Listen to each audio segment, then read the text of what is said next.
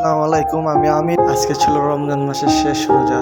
দেখতে দেখতে 30টা রোজা পার হয়ে গেল।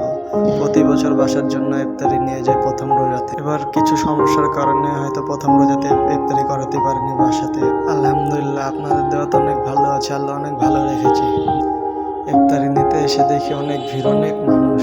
প্রায় ইফতারি শেষ হয়ে গেছিল, ইফতারির সময় হয়ে আসলো, তাই বেশি দেরি না করে যা আছে অল্প অল্প করে নিলাম।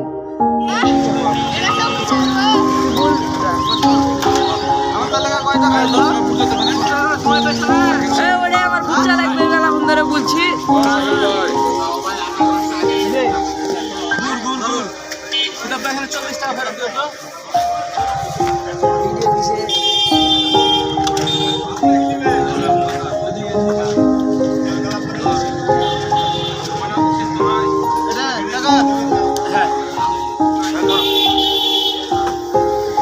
যাক, আলহামদুলিল্লাহ, অবশ্যই ইফতারি পেয়ে গেছি।